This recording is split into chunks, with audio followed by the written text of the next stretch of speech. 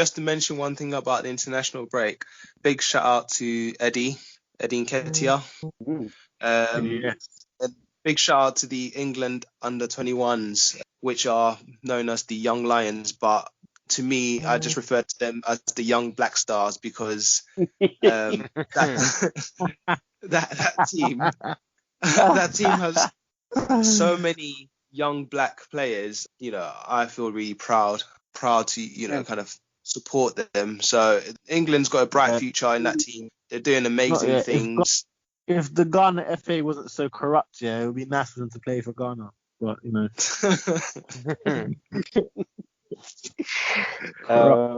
well, regardless, they're doing their thing in it. So yeah, shout out to Eddie, record breaker in that. He scored again in the Austria game. But yeah, they're doing their thing. Yeah, he's definitely before him. He had the record before him. I think it wasn't Shearer, someone else. Or Francis Jeffers. Yeah, Jeffers. Yeah, Francis Jeffers. So the who's top talent. Arsenal. Hey, look, if you want to talk about teams which are graveyards for strikers, Morientes, Yari Litmanen, Benny Yoon. All right.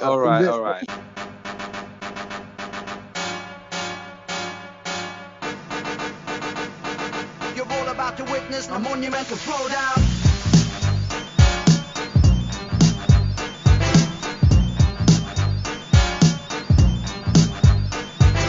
Welcome everyone to episode 30 of FPL Bros. I'm Kojo. How's everyone doing? All good here? Good. Wonderful. All right then, so we're just going to do a preview of Gameweek 5, which is coming up this weekend. And it'll just be the usual player picks and predictions.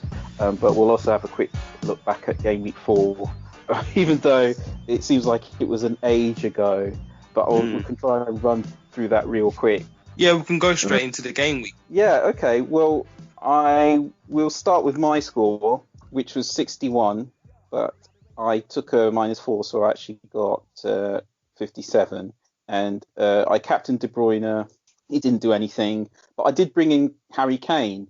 So that's the thing. I thought Son wasn't going to play, so I swapped Son for Rodriguez, and I swapped. I can't remember who I took out for Kane.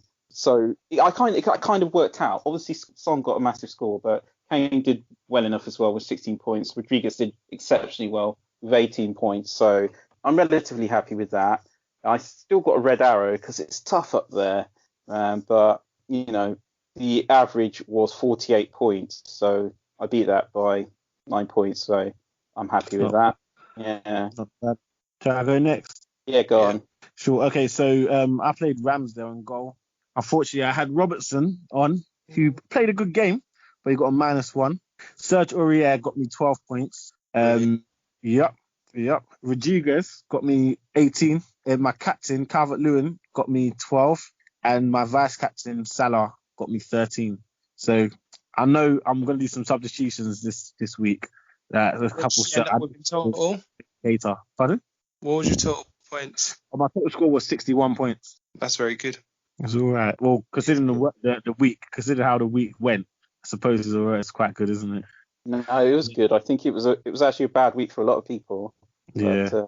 But you did well. Not bad. I can go next. Okay. So I got 61 total, so not bad. I had Salah captained, which got me bulk of my points with 26. I had Son, got me 18. So those are my big hitters.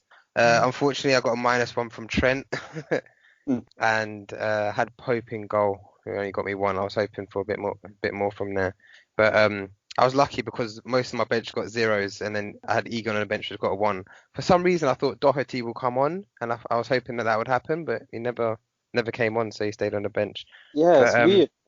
I know. I'm wondering about the dynamic there because I thought Doherty coming in at the summer, that was it, shoreline like starting 11, but Aurier's been got to kick up the bum, and now I'm like, oh man, am I just wasting some money in that position? I mean, it seemed like with all the domestic problems with Aurier that there was talk of him just going and just ending it, But I think what you're going to find there is, I don't know if you remember the days of Pochettino. He used to rotate his wing backs all the time, and be Trippier and Walker. Well, I don't think they were there at the same time, but I think it was Davis and Rose. They just used to rotate all the time because he asked so much of them, and it's possible that Mourinho is on the same tip. He's just sort of think, I'm going to work my wing backs into the ground, so just going to alternate 2-3 games each. Going to have a little bit of a rest. Understand. It's tough. Yeah. It's tough. But yeah, But overall it was a 61 decent points. week. Yeah, I got a green arrow. I'm holding second in the Bros League, but I'm 12th in the Bros Original League, so not bad. That's not bad at all. Yeah. So I guess I'll go next. Mm-hmm. Oh, So wow. I think I chose well with my captain. I went with for Sterling, who gave me 18 points. Rodriguez also returned 18 points. And a lot of the players didn't return, apart from Sace, who kept a clean sheet and got some bonus points, and McCarthy, who also kept a clean sheet and got bonus points. So strangely enough, I ended up with 63 points, Wow. but only 2 players actually scored, which is ridiculous. Wow. Wow. Just So yeah, any points. Didn't get you any points, and he still managed to get 63. yeah, I know. It's Yeah. ridiculous. So, Again, you did well there. I think we can be proud of our showing because a lot of people were expecting great things from Liverpool, Man City, and Man United, and it didn't quite play out that way. I mean, obviously Salah got his points, but the defence on minus ones and twos, So I think it was carnage for a lot of people. Yeah, carnage for a lot of people, but FPL Bros holding on strong. You're all about to witness a monumental throwdown. All right then. Yeah, so we can go to the preview game week 5. we should jump straight into previews. Fair enough. All right, it's a favourite part. Predictions. Here we go. And looks like all the big games are on Saturday this week. So we'll start with the Merseyside derby. Who wants to go first on that one? I don't Who's mind going brave first because enough- I'm going to say something controversial. Brave enough to go with this one. I've seen, I really don't want to say this, but I've seen Everton win. I just can't see them losing it. Just being honest. Reason being, because they're the informed team and they just look really good at this moment in time. Fair enough. Have they really been tested though, Everton? The thing is, with a manager like Ancelotti, he passed tests. What's your thoughts, guys? Well, I think Liverpool's going to win. I think Salah's going to have a good game as well. Who? Salah. Yeah. Yeah, Mane's back as well from his COVID scare. Thiago's back as well. The only person who isn't back is Alisson. But we've got a full squad. We've got a strong squad. We've got a rested squad. So I think it should be a good game. Fair enough. Jamie? I think you're right when you said that. Have they really been tested? Because I just had a quick glance at their previous fixtures: Brighton, Palace, West Brom, Tottenham. I mean, they're not exactly a scary bunch, are they? No. So, and that was Tottenham. I think first day of the season, if I'm not mistaken. Exactly. So, not first day of the season, anything can happen. No one's got any form to speak of. Some people didn't even have pre-seasons. I don't know though. I mean, it's not going to be a riot. It's not like Liverpool going to go there and give them hell, nothing like that. But I think they will win. I don't think Klopp would lose a derby. I think it will go against him. If he loses a derby, there's going to be serious conversations about how Liverpool are doing this season. Ouch! It is. I mean, you know how it goes, man. The Liverpool. Out? Are you joking? I'm not joking. Just because of the way a Liverpool derby is. If you can lose like that and then lose a derby within weeks, boy. That's alarm bells. It's not a wobble anymore. We know he's wobbling. It's not like, oh, he did it once. Wow. It's true. It's true. That's the level now. I don't know. I mean, if I remember correctly, the season that Conte won with Chelsea, I think he win. He only won one of his first 5 games, and there was a lot of talk about him as well. But he changed it up. He switched it up. He found the winning formula, and then they were away. So, I have to admit, I don't think Klopp won't find a winning formula. I just think that if he loses 2 games in a row, people are going to start saying something's wrong. Someone needs to be Yeah. dropped. Well, the Uh, Aston Villa game was quite freakish, but there's no shame in losing to Ancelotti, though, is there really?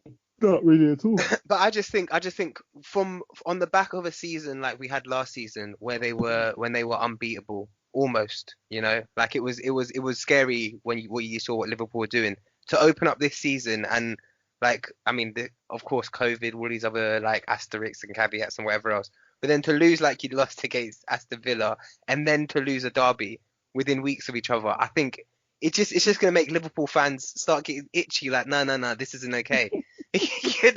And then, well, I don't know. Oh We'll just my have to God. see. Bear in mind, that is why I don't think he'll, because he Well, can't. yeah, I see your point. I see it being a score draw because I think it's safe to say that Adrian's not doing any favours for Liverpool in that goal. I can't see him keep a clean sheet, not with Calvert-Lewin and is Richarlison back and Rodriguez. Yeah. On the other hand, if Liverpool just didn't turn pony overnight. Do you know what I mean? Mm. And then Mane being back might help. So I see a score draw, maybe a 1-1 or a 2-2 there. Probably a 1-1 because these two managers, they're smart enough not to take a spanking, I think, but I think they know just enough to get a goal and then hopefully can hold out. But they're not going to. No one's going to win this game. I don't think the season's been defensively that great. I think there's been a lot of high scoring games, and that's why I can see it being a 2-2. I can see more than one goal happening. It's true. Okay, then we got Chelsea versus Southampton. Chelsea to win. I think that's what I'm going with. Just because a lot's happening for Chelsea at the moment. I see Pulisic coming back. I've heard rumours that it's going to be a big week for him. So I just see him coming back into form. The side looking a bit more complete. Havertz and Werner were having a jolly up in the last game of the international break. So yeah, it's true. Another than Chelsea whenever. Who else? Yeah, I agree with everyone. Chelsea. Oh, okay. I'm going to be a bit different, just as a sake of being different. I knew you were going to do it. Yeah. The long told me he's not going to say Chelsea are going to win. No. Look, variety, spice of life. Listen, right, we've been here before with Southampton. Last season when they got spanked 9-0, everybody was like, oh, that's it, that's over, they're done. And even though their next game was against Man City, people thought the Man City were absolutely going to tear them to shreds. And it was a game that was actually 1-1 for a long time. And then Man City scored 2 goals towards the end of the second half. So I think Hasenhüttl was smart enough to know that he needs to get the defence sorted out. See, I say this all the time. Football doesn't happen in a vacuum, yeah? Like, we sit here, we say, oh, Southampton play a high defensive line. They're going to get thrashed all season. But Hasenhüttl, he's seen that as well. He knows that as well. So managers react to things, and sometimes players react to things as well.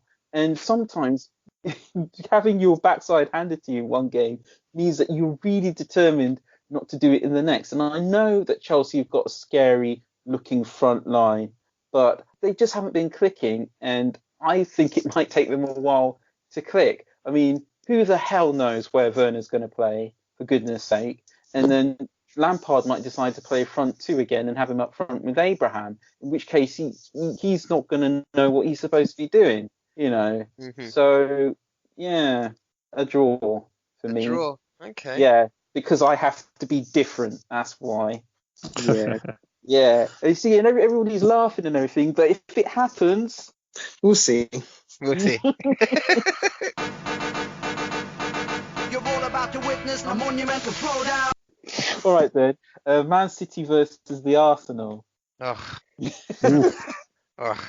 I don't. Like, there's just so much going on just before this game. That there's so many things up for contention. I'm struggling to give... Because at the moment, we've got Tierney battling a COVID ruling where apparently he was in some guy's hotel room, who's also one of his players, Armstrong, but he was playing FIFA, but they were 2 meters apart. Armstrong tests positive, Tierney tests negative, but at the moment on FPL, he's got a red flag next to his name, not expected for the next couple of games because he's got 2 weeks. Really? Yeah. So, but we all know that if Tierney's not playing and you put Kolasinac in, game's gone. The game's done. 3-0 City. Game My over. God, how the mighty have fallen. I remember when Kolasinac was a beast for you guys. Ah, man. Look, Is that how quickly it takes to fall out of love with a guy? He was Yeah. a great it's not left how back. quickly. He used to get into the box. He used to take shots all the time. He even got a few goals. I think What's going the on? thing is with him is this system. It's not kind because we focus a lot on this left wing back come left back role that Tierney plays perfectly. He can come in, he can defend, he can run up, he can cross it, and like he's got the energy to get back and get forward. Kolasinac hasn't got the discipline. He's not got a positional awareness for it. So when he's there and you put Mahrez on him, give up. like it's done. 1-2, flip it on this leg, flip it on that leg, and he's past him. I'd back Kolasinac in a fight against Mahrez all day long. Like. I'm not convinced. Not when he's got De Bruyne on the inside of him, where they can do a little 1-2. It's just not happening. But then you've also got to consider Partey. He might just close. He just might close line. Oh, He's close line man, and then it's all over. Sorry. I mean, it's very possible. It's very possible. Yeah. I've seen Kolasinac in a fight. Someone tried to rob him and Ozil. Exactly. Yeah, he's got a heart, but there was no footballers involved, was there? But anyway, so like, just because there's so much up in the air. But I said City were going to win last game week, and I said they were going to destroy the opposition, and they just about scraped the win. So I'm not going to pick them up too much this time around. I'll just play it safe, and I think, City win. 3 points, that's it. You're not going to give a score, you're not going to give a result, just 3 points to City. Yeah. I hear you. I don't know. I think it'll probably be a 2-1 victory to City. I think it'll be very close. I don't think it'll be very close. With City games, it's a bit weird. The other team sits back, and the other team, but at the same time, it's master versus apprentice. So it's just there's a lot of battles here. There's also a battle of the apprentice bringing his shiny new toy to the game. Because you know, there is that. I think Partey won't start. I think he'll come on that second half and look a bit impressive. No, but, he's got to start. He's got to. He's match fit. Have you seen my midfielders? He's match fit. He's got to start, man. He literally came off a man of the match appointment, a game. Exactly. Did he?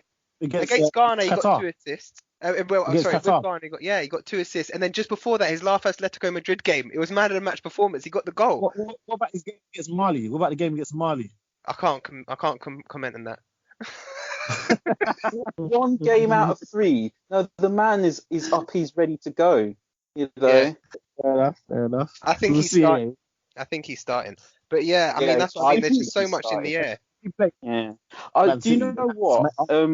I'm very curious to see what the lineups are actually going to be, because I never know what Arteta's going to spring on us. You know, is he going to play Saka? Is he going to play Nketiah? And I have to say, actually, there was a time when I thought Martinelli was the man, but it looks like Nketiah's taken over that mantle as well. Oh wait, so, Martinelli's been injured for a while though. He's not back for a long time. He's actually injured. Oh, okay, yeah, then. he got injured at just shortly into the project restart, and he's not due back until January.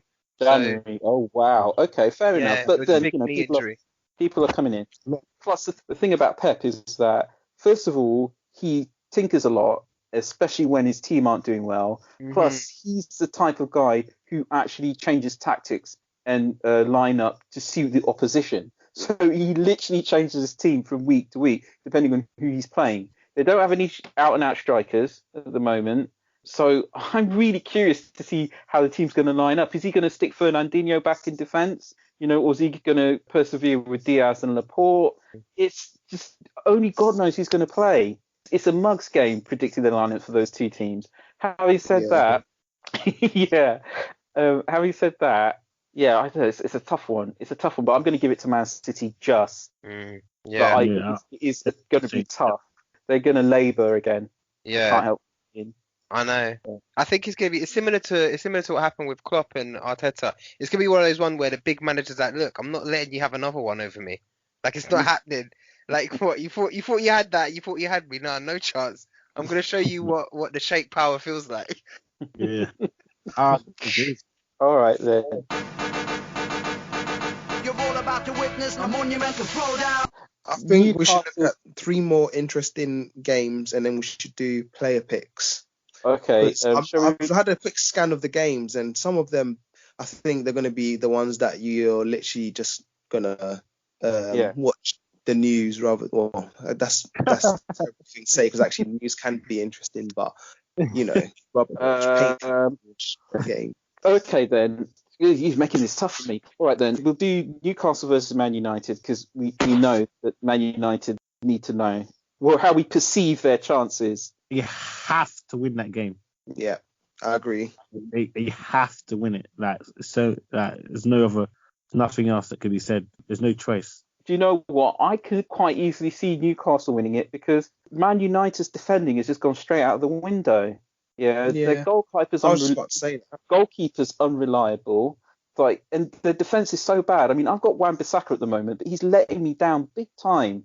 His time is over in my team, so I've got no time for the Man United defense at all. And again, Steve Bruce, he might have a point to prove. And there's people at Newcastle who are capable of scoring. Wilson is capable of scoring. So Maximan capable of scoring. They're more than capable of getting a goal. And Man United look a bit rattled. I'm not saying that they can't score either, but it wouldn't surprise me if Newcastle were to win. They managed it last season, didn't they? 1-0. That's true. This is true. Yeah. So I'm gonna go as well with. I think it will be a Newcastle United shock win, and I think United won't be comfortable at all playing away from home. Yeah, All right. I see that. It's a hard place to go to. Yeah. All right, Hard moving place. swiftly on. We've got Spurs versus West Ham, which I actually forgot about in the chat. But there's an outside chance that a certain Welshman may be completing the attacking lineup there. So what do you guys think? It'd be interesting to see him start playing on the right wing. I suppose so, although he is left-footed. Yeah, but he's always cut in, hasn't he? Bale's been that kind of player. Cuts in from the right onto his left foot and then does the Mahrez. But before Mahrez, it was Bale. So, I do see him playing well on that right wing. And then you got Kane there, Kane Iniesta, and you got Sonaldo. So, yeah, that combination's been good. I like it. Yeah, I agree. I think they're going to roll out the big guns against West Ham. When else would you want to do it? It's a London derby. You've got Bale back. You want to see what he can do. West Ham, they started off badly. They haven't done too well over the past few games. But I think they're going to bring them all out and Tottenham should win. West Ham have had some good results lately. Not only I have was they just been thinking that. Oh, sorry, not the last few games. The first few games. My apologies. First few few Game. James? The thing about West Ham is that even though they've been having good results, I think that they're fallible. Like every so often, every few games, they can get a 5-0 loss. And I think someone like Jose, he's not going to underestimate them and he's going to give them an absolute hiding. That's just my personal perspective on the situation. I'm pretty much going to go along with that. I think Spurs have got good momentum behind them. And even though West Ham have been playing well, it's still West Ham. On paper, Spurs are a better team. And I think the script is going to get followed. So I'm not sure whether they'll take a thrashing, though. I mean, that's debatable. But Spurs win. All right, then. Yeah. And last of all, I think I'll do Leicester, Aston Villa. I think it's slightly more interesting than Leeds Wolves. So what do you reckon to that one? Leicester, Aston Villa. I think Leicester will win that comfortably. Ooh. Yeah. Wow. I think Leicester will win, but there will be goals just because Villa looked really strong recently, especially with the form of some of their players. You got your Grealishes, you got your Watkins. Barkley looked good in that team, even though he missed a few chances. He was running in the right positions. I think it'd be an interesting game, especially with the Leicester defense not awesome. They played well against City, but they're not like, I could see that they can get penetrated. So it'd be an interesting game, I think. I think we'll find out whether Aston Villa, this is something that's new and a real revolution, or whether that game was really that much of a one-off, because they really played well and they really clicked. It's like things just came together. Yeah. I think that I think it will be an interesting game, definitely. I was going to say a Leicester win, But something tells me that Martinez is really improving the Aston Villa defence. And That's not that it was improving anyway towards the end of the restart period. But with him in there, I think it could only get better. And Leicester might struggle, actually, to score. And I think Leicester can definitely be gotten at. So, yeah, I mean, I can't see a Leicester win, but I'm definitely seeing goals in there. And I would not be surprised if Villa put up a good defensive game. Yeah, I think Martinez is the key there. Jamie? It's a tough one. I think it'll It end in a draw. I think there'll be a lot of goals, but it'll be a draw. Because I mean, I agree with what you're saying, but I think that, yeah, Martinez can be good as an Arsenal fan and whatnot. He can be very good. But Leicester have got a potent attack, and Vardy's at the top of it. And if Vardy wants to get a couple goals, he'll get a couple goals, I think. I don't think Martinez is going to be the keeper who's going to really keep him out, because he's speedy and he's lethal when it comes down to one-on-one, and I think he'll catch them. Having said that, I don't think he scored from open play yet, has he? No?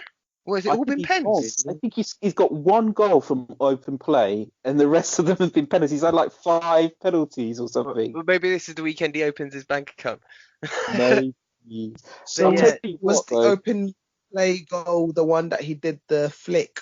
Yes, that cheeky flick. Yeah, I know the one you mean. Yeah, that was naughty. it was. But still, if you've got Martinez in goal for your FPL team, the save points there, I reckon. Oh, I think so, yeah. Yeah. You're all about to witness a monumental throwdown. All right. So we'll do the player picks now. Are we all right with picking one of each type of player, or do you just want to do 2 or 3 each, or what's the game? What's the game plan? 2 or 3 each. What do you think? Yeah. All right then. Who wants to go first? Okay, I don't mind going first for this one. Cool. Okay, so for a cheap pick, I would say go for Rodrigo for Leeds. So it's a cheap striker. It's only 5.8, and I feel like against Wolves, he could definitely get something. He's quite decent. He was playing for Spain this weekend as well. So yeah, that's him. Another one I would say that people should watch out for. I'm gonna come back to James Rodriguez. I feel like this next game against Liverpool is not one in which he's going to shine as much as he could. But the game afterwards against Southampton, he's definitely going to get you some points, and that's more of a long-term goal than a short-term one. And the last player that I would say people should invest in, I think I'm going to go for, it's going to sound crazy, but I'm going to go for Serge Aurier. When he plays, he gets a goal, like he's likely to get you a goal or an assist. You can roulette him if you like, but he will, like his price is just going to go up. That's what my personal perspective, because he's extremely attacking. I feel like Jose has finally got the right rhythm with him. He's going to be up against Cresswell, I think, at West Ham, isn't he? Yeah, that's easy.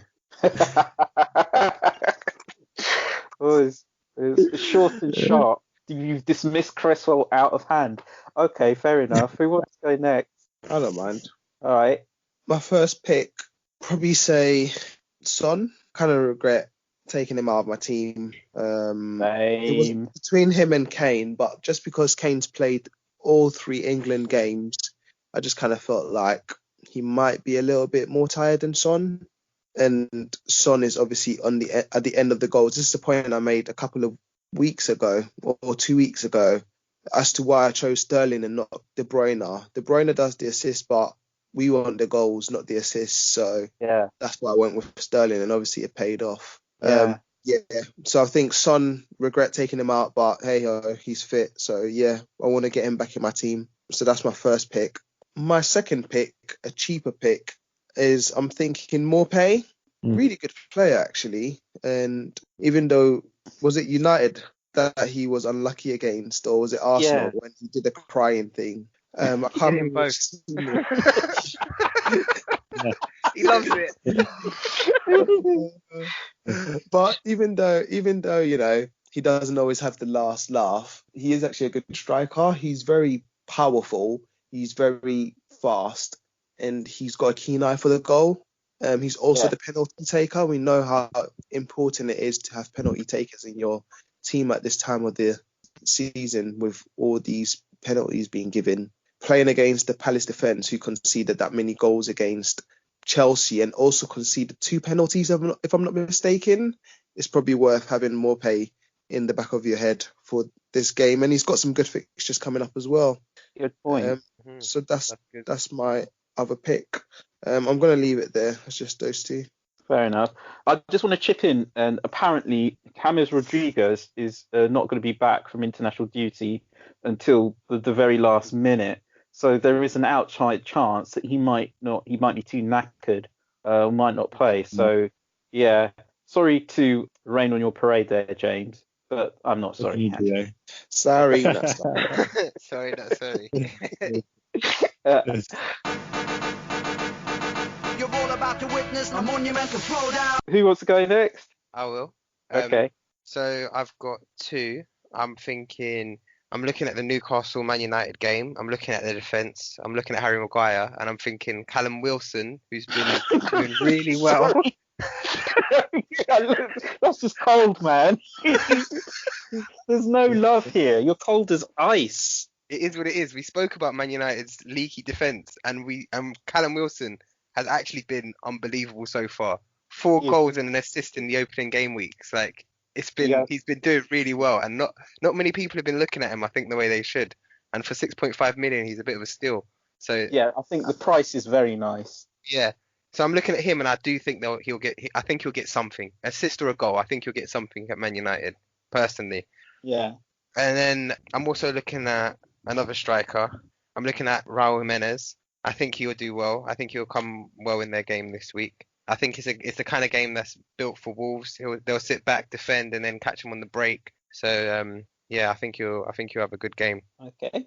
Yeah. They're up against Leeds, by the way. If I realised I didn't say that they're up against Leeds, who are out and out attackers, and there might be gaps in the back for Raul Jimenez to catch a couple. Yeah, I mean he knows where the goal is, and he's done it past the season. So yeah, that's decent enough. All right then, it's my turn now, I guess. I was actually going to go for Jimenez, but you've taken him, so never mind. Yeah, I'm going to go for 2 defenders. First of all, there's been an awful lot of talk about Chilwell at Chelsea, and I think he's going to be the first choice left back.